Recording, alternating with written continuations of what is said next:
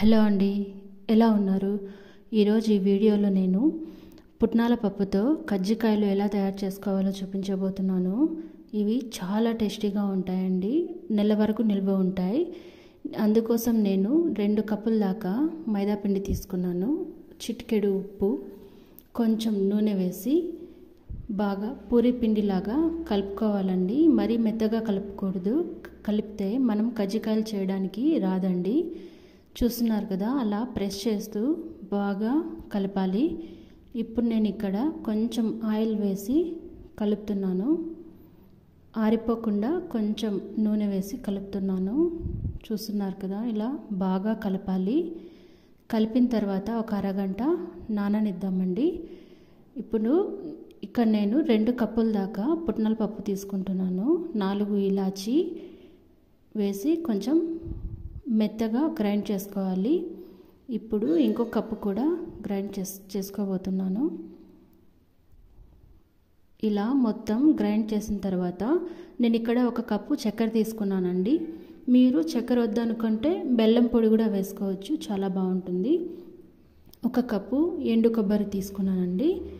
మీరు దీంట్లో కావాలంటే నువ్వులు కూడా వేసుకోవచ్చు. పుట్నాల పప్పుకి బదులు నువ్వులు వేసి కూడా చేసుకోవచ్చు, చాలా బాగుంటుంది. ఇప్పుడు అరగంట నానిన పిండిని తీసుకొని మెత్తగా పైన చూస్తున్నారు కదా, అలా ప్రెస్ చేసుకుందాం. ప్రెస్ చేసిన తర్వాత ప్రతి ఒక్కరి దగ్గర కజ్జికాయలు ఒత్తడానికి ప్రెషర్ ఉంటుంది కదా, అలా కజ్జికాయల ప్రెషర్ తీసుకుందాం. దీనిలో పుట్నాల పప్పుని వేసుకుందాం. ఎంత కావాలో అంత వేసుకోండి. వేసిన తర్వాత అలా ప్రెస్ చేస్తూ ఎక్స్ట్రా పిండిని తీసేద్దాం. చూసారా, చాలా బాగా వచ్చింది కదా. మొత్తం పిండిని ఇలానే ప్రెస్ చేసుకోవాలి. ఒకవేళ మీ దగ్గర కజ్జికాయలు ఒత్తేది లేకపోతే మీరు స్పూన్తో కూడా ఎడ్జెస్లో క్లోజ్ చేయొచ్చండి. అది నేను ఇంకొక వీడియోలో చూపిస్తాను. మీరు పెద్ద ప్రెషర్ కూడా యూజ్ చేసుకోవచ్చండి. నా దగ్గర చిన్నదే ఉంది, నేను చిన్నదాంతోనే చేస్తున్నాను. ఇలా ప్రెస్ చేస్తూ ఎక్స్ట్రా పిండిని తీసేసి ఎక్కడ ఓపెన్ లేకుండా చూసుకోండి. ఎందుకంటే కొంచెం ఓపెన్ అయిందంటే మనం డీప్ ఫ్రై చేసినప్పుడు పిండి మొత్తం బయట వచ్చేసి ఆయిల్ పాడైపోతుందండి. అందుకే ఎక్కడ ఓపెన్ లేకుండా చూసుకోవాలి. నేను ఇలా మొత్తం అన్ని ప్రెస్ చేసి పెట్టుకున్నాను. ఎవరైనా హెల్ప్ ఉంటే బాగుంటుందండి, క్విక్గా తయారు చేసేసేయచ్చు. ఒకరైనా కూడా చేసుకోవచ్చు, కానీ తొందరగా చేయకపోతే పిండి ఆరిపోతుంది కదా, అందుకే ఇంకొకరి హెల్ప్ ఉంటే బాగుంటుంది. ఇక్కడ నేను డీప్ ఫ్రై చేస్తున్నానండి. ఇవి తొందరగా ఫ్రై అయిపోతాయండి. కొంచెం గోల్డెన్ కలర్ వచ్చేంత వరకు ఫ్రై చేసుకుందాం. చూస్తున్నారు కదా, చాలా బాగా వచ్చాయి కదా. ఇవి 1 నెల వరకు చాలా బాగుంటాయండి. నెల రోజులైనా పాడవ్వవు, చాలా బాగుంటాయి. మీరు కూడా ట్రై చేసి ఎలా ఉందో కమెంట్లో తెలియచేయండి. ఇక్కడ ఒక విషయం చెప్పాలనుకుంటున్నాను. చాలామంది వీడియో చూస్తున్నారు కానీ లైక్ చేయట్లేదు. Please like, share and subscribe అండి. Please support my channel. Thank you అండి. హలో అండి, ఈరోజు నేను ఈ వీడియోలో వెన్న మురుకులు క్విక్గా ఎలా తయారు చేసుకోవాలో చూపించబోతున్నాను. ఇది చాలా సింపుల్ మెథడ్ అండి. మీరు ఈవినింగ్ స్నాక్గా కానీ పిల్లల బాక్సులకి స్నాక్గా కానీ చాలా బాగుంటాయి. అందుకోసం నేను ఇక్కడ 2 కప్పుల దాకా బియ్యం పిండి తీసుకుంటున్నాను. నేను ఇక్కడ పాకెట్ బియ్యం పిండి తీసుకున్నానండి. మీరు కావాలంటే మామూలు బియ్యం పిండి కూడా వేసుకోవచ్చు.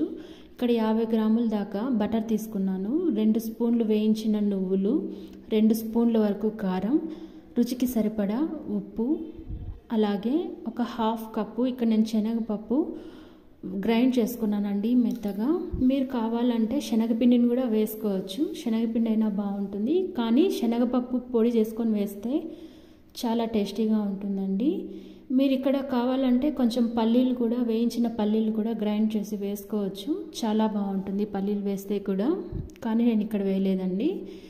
ఇది చాలా బాగుంటుందండి ఈ మురుకులు, మీరు కూడా ట్రై చేయండి. చూసారా పైన నేను ఎలా కలుపుకున్నానో, అలా ఎక్కువ గట్టిగా కాకుండా కొంచెం మెత్తగా ఉండేలానే కలుపుకోండి.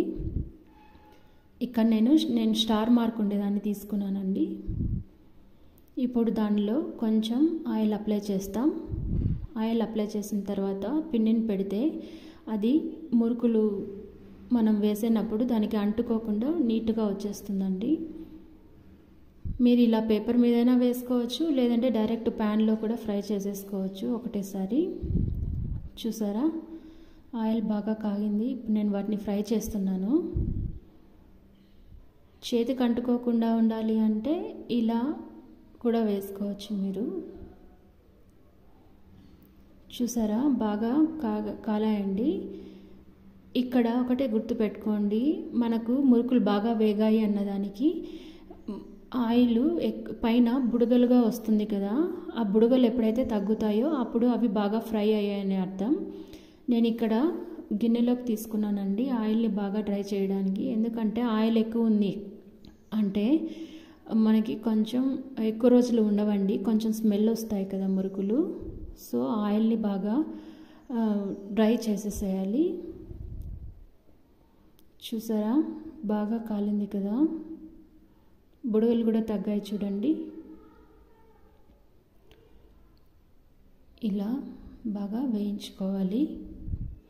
ఈ మురుకులు చాలా బాగుంటాయండి, పిల్లలైతే చాలా ఇష్టంగా తింటారు. నేనైతే స్కూల్ నుంచి రాగానే మా పిల్లల కోసం చేశానండి. ఇవి చాలా చాలా టేస్టీగా ఉంటాయి. మీరు కూడా ట్రై చేసి ఎలా వచ్చాయో కామెంట్లో చెప్పండి. మీరు నా ఛానల్ని కనుక ఫస్ట్ టైం చూస్తున్నట్టయితే please like, share and subscribe అండి. హాయ్ అండి, వెల్కమ్ టు మై ఛానల్. ఈరోజు నేను అమ్మ చేతితో వండిన అరిసెల్ని చూపించబోతున్నాను. ఈ అరిసెలు చాలా మెత్తగా టేస్టీగా చాలా బాగుంటాయండి. పళ్ళు లేని వాళ్ళు కూడా ఈజీగా తినేయచ్చు, అంత బాగుంటాయి. అందుకోసం నేను రెడ్ రైస్ అంటే అరిసెల్ రైస్ మార్కెట్లో దొరుకుతాయండి. అరిసెల్ రైస్ సగము, వైట్ రైస్ సగము తీసుకున్నాను. అంటే 1.5 kg వరకు 5 గ్లాసుల వరకు వచ్చాయండి. వీటిని 2 నుంచి 3 సార్లు బాగా కడుక్కోవాలి. బాగా కడిగిన తర్వాత వీటిని 16 గంటలు అంటే 1.5 డే నానబెట్టుకోవాలండి. బాగా నానిన తర్వాత రైస్ని ఫిల్టర్ చేసేసి ఒక బట్ట మీద వేసి ఆరబెట్టుకోవాలి. కంప్లీట్గా ఆరకుండా ముట్టుకుంటే చేతికి అంటుకునేలాగా ఉంటుంది కదా, ఆ టైంలో గ్రైండ్ చేసేసుకోండి. లేదు అంటే మీరు పిండి మిషన్లో కూడా పిండి ఆడించుకోవచ్చు. పిండి ఆరిపోకుండా ఏదైనా బట్టతో కానీ ప్లేట్తో కానీ క్లోజ్ చేసుకొని పెట్టుకోండి. ఇప్పుడు నేను 950 grams బెల్లం తీసుకొని 175 ml వాటర్ని యాడ్ చేసుకుంటున్నాను. పైన చూపించిన విధంగా బెల్లం అంతా కరిగే వరకు కాంచుకోండి.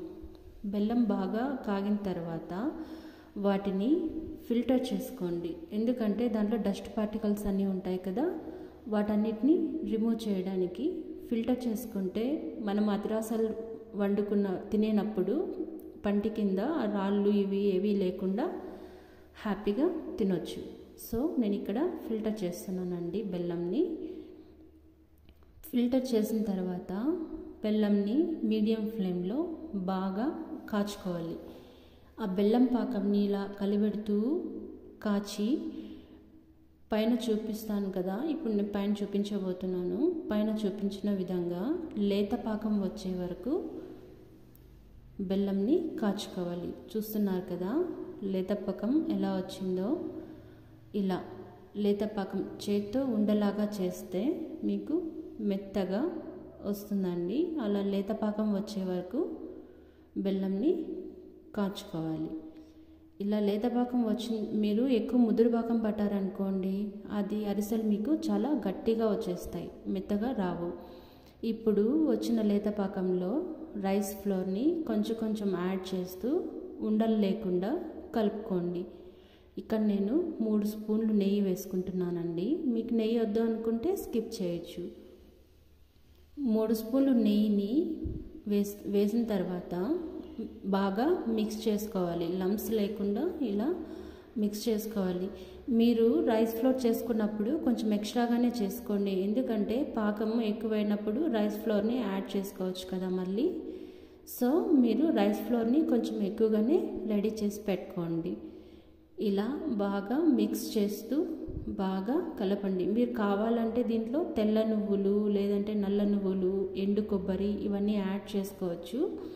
నాకు అవైలబుల్ లేవండి, అందుకే నేను యాడ్ చేయలేదు. ఇప్పుడు మీరు ఒక అరటాకు కానీ లేదంటే ప్లాస్టిక్ కవర్ కానీ లేదంటే బటర్ పేపర్ కానీ దేని మీద అయినా కూడా మీరు ఇలా అరిసెల్ని ప్రెస్ చేసుకోండి. ప్రెస్ చేసిన తర్వాత బాగా కాగిన నూనెలో వేసుకొని మీడియం ఫ్లేమ్లో వేయించుకోండి అరిసెల్ని. మరీ లో ఫ్లేమ్లో పెట్టి వేయిస్తే అవి సరిగా వేగవండి. మీడియం ఫ్లేమ్లో వేయించుకొని పైన చూపిస్తున్నాను కదా అట్లా మీడియం ఫ్లేమ్లో వేయించుకొని రెండో వైపు తిప్పి మంచిగా వేయించుకోండి. ఇలా వేయించిన అరిసెల్ని బాగా ప్రెస్ చేసి ఎక్సెస్ ఆయిల్ని రిమూవ్ చేసుకోండి. తీసిన అరిసెల్ని మీరు ఒక ఫిల్టర్ గిన్నెలు ఉంటాయి కదా, ఇట్లా రంధ్రాలు ఉన్నాయి అలా గిన్నెలు ఉంటాయి కదా, వాటిలో వేసుకొని ఎక్సెస్ ఆయిల్ని ఫిల్టర్ చేసేసుకోండి.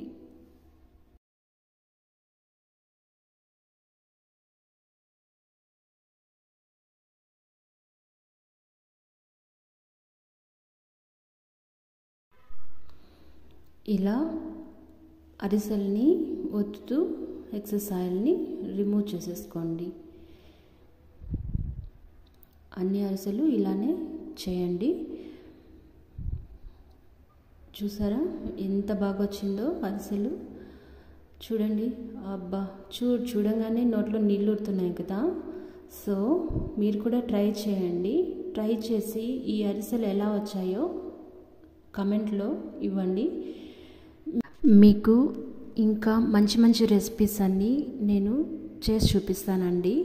మీకు ఈ వీడియో నచ్చినట్లయితే లైక్ చేయండి, షేర్ చేయండి, సబ్స్క్రైబ్ చేయండి. హలో అండి, నేను ఈరోజు మరో కొత్త రెసిపీతో మీ ముందుకు వచ్చేసాను.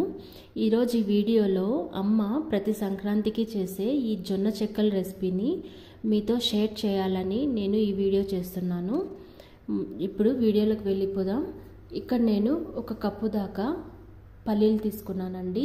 ఈ పల్లీల్ని మనం లో ఫ్లేమ్లో కొంచెం దూరగా వేయించుకోవాలి, మరీ ఎక్కువ వేయించకండి.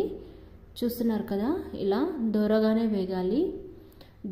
ఆ తర్వాత నేను 500 గ్రామ్స్ జొన్న పిండి తీసుకున్నానండి. మీరు ఇలా పాకెట్ పిండి అయినా యూస్ చేయొచ్చు, లేదు అంటే మీరు పిండి పట్టించుకున్నా కూడా ఆ పిండిని కూడా యూస్ చేసుకోవచ్చు. ఏదైనా చాలా బాగుంటుందండి.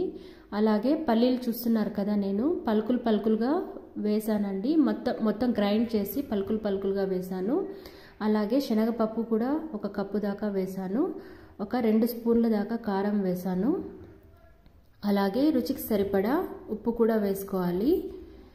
మీరు పల్లీలని గ్రైండ్ చేసిన తర్వాత కొంచెం జల్లెడ పట్టేసి పలుకులుగా ఉన్న పీనట్స్ని వేస్తే రుచి చాలా బాగుంటుందండి. పైన చూపిస్తున్నాను కదా, అలా మొత్తం బాగా మిక్స్ చేసుకున్నాక నీళ్లు వేసి కొంచెం బాగా పిండి ముద్దలాగా కలుపుకోవాలండి. పిండిని మరీ మెత్తగా కాకుండా మరీ గట్టిగా కాకుండా మీడియంగా ఉండేలా చూసుకోవాలి. చూసారు కదా, నేను పిండి కలిపేసిన తర్వాత మొత్తం అంతటినీ కూడా బాల్స్ చేసుకున్నానండి. ఇలా మొత్తం బాల్స్ చేసి పెట్టుకున్నాక ఇప్పుడు అమ్మ ప్లాస్టిక్ షీట్ తీసుకొని దాని మీద ఆయిల్ అప్లై చేసి మొత్తం షీట్కి మనం స్ప్రెడ్ చేసుకోవాలి. చేస్తుంది చూడండి. ఇలా ప్లాస్టిక్ షీట్కి 2 వైపులా ఆయిల్ అప్లై చేసుకోవాలి. ఆయిల్ అప్లై చేశాక చూస్తున్నారు కదా, ఇలా బాల్స్ అన్నిటినీ పెట్టుకొని మనం ఒక్కసారిగా 6 చెక్కల్ని చేసుకోవచ్చండి. మా అమ్మ ఇక్కడ పప్పు గుత్తిని యూస్ చేస్తుంది. మనకి మార్కెట్లో ఈ చెక్కలు చేసుకోవడానికి వుడెన్ చెక్క దొరుకుతుందండి, అది తీసుకొనైనా యూస్ చేయొచ్చు. లేదు అంటే మన ఇంట్లో ప్రెషర్స్ ఉంటాయి కదా, మామూలుగా రొట్టె చేసుకోవడానికి ఉండే ప్రెషర్స్ ఉంటాయి కదా, అవైనా యూస్ చేసుకోవచ్చు.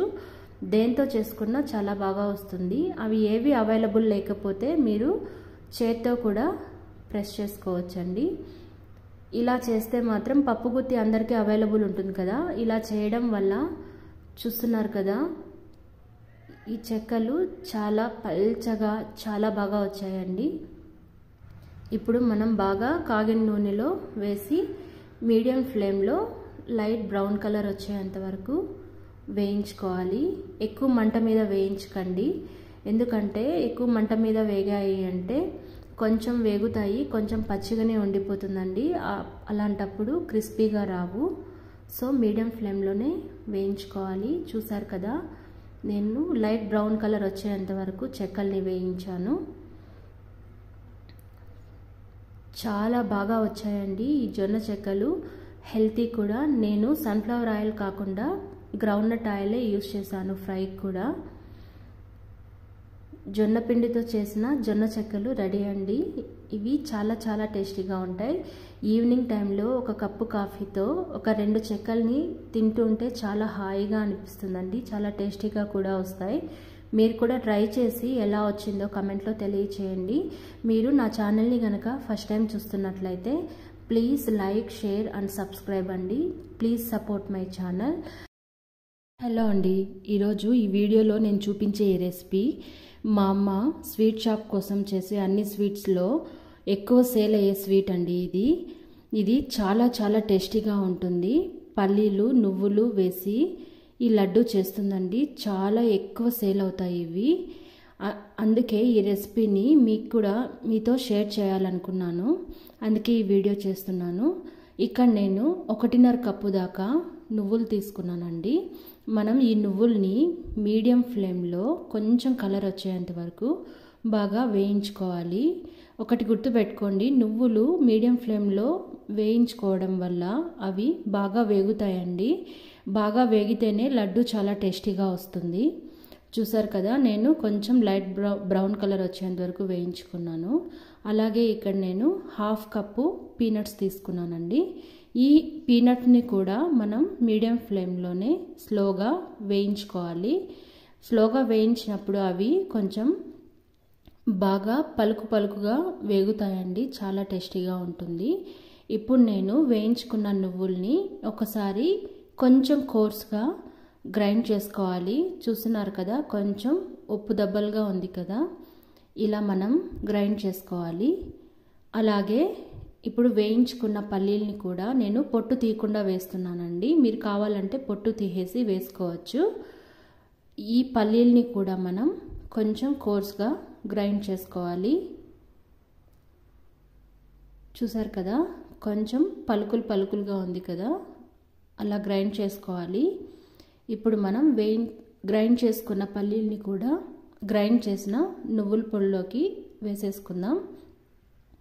ఇప్పుడు నేను 1 కప్పు బెల్లం పొడి తీసుకున్నానండి. బెల్లం పొడి బాగా మిక్స్ అవ్వాలి. అమ్మ ఇక్కడ బాగా మిక్స్ చేస్తుంది. ఇలా బెల్లం పొడిని కూడా బాగా మిక్స్ చేయాలండి. ప్రెస్ చేస్తూ కలపాలి. అప్పుడే బెల్లం కొంచెం కరిగినట్టు అయ్యి కొంచెం మెత్తగా తయారవుతుందండి. ఇప్పుడు మనం కలిపి పెట్టుకున్న పొడిని మళ్ళీ ఒకసారి మిక్సీ జార్లో వేసుకొని కొంచెం బాగా మెత్తగా గ్రైండ్ చేసుకోవాలి. మనం మళ్ళీ ఒకసారి గ్రైండ్ చేయడం వల్ల నువ్వుల్లో ఉండే నూనె, పల్లీల్లో ఉండే నూనె కొంచెం బయటకు వచ్చి లడ్డు వంట చేసుకోవడానికి బాగా వస్తుందండి. చూసారు కదా కొంచెం బాగా మెత్తగా గ్రైండ్ చేయాలి. నేను మొత్తం గ్రైండ్ చేసి పెట్టేసుకున్నాను.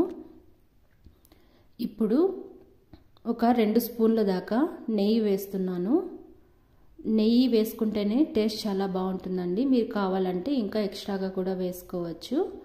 నేను ఇక్కడ 2 స్పూన్లు వేసి బాగా మిక్స్ చేస్తున్నానండి. ప్రెస్ చేస్తూ మిక్స్ చేయడం వల్ల నువ్వుల్లో ఉండే ఆయిల్ అలాగే పల్లీల్లో ఉండే ఆయిల్ కూడా బయటకు వచ్చి ఉండలుగా చేయడానికి బాగా వస్తుందండి. చూస్తున్నారు కదా నేను ఉండలు చేస్తున్నాను. చూసారు కదా చాలా బాగా వచ్చింది అండి. ఎక్కువ శ్రమ లేకుండా ఉండలు చేసుకోవచ్చు. ఇలా మొత్తం ఉండలు చేసి పెట్టుకోవాలి. ఈ లడ్డు అయితే చాలా చాలా హెల్తీ అండ్ టేస్టీ కూడా అండి. మీరు కూడా ట్రై చేసి ఎలా వచ్చిందో కమెంట్లో తెలియచేయండి. ఈ లడ్డూని రోజుకి ఒక లడ్డు తినడం వల్ల పిల్లలకు కానీ పెద్దలకు కానీ కాల్షియం ఇష్యూ అస్సలు ఉండదండి. చాలా హెల్తీ. మీరు కూడా ట్రై చేయండి. ఎలా వచ్చిందో కమెంట్లో తెలియచేయండి. మీరు నా ఛానల్ని కనుక ఫస్ట్ టైం చూస్తున్నట్లయితే please like, share and subscribe అండి. Please support my channel. నేను ఇంకా మంచి మంచి వీడియోస్తో మీ ముందుకు వచ్చేస్తాను. అంతవరకు keep watching and thanks for watching అండి.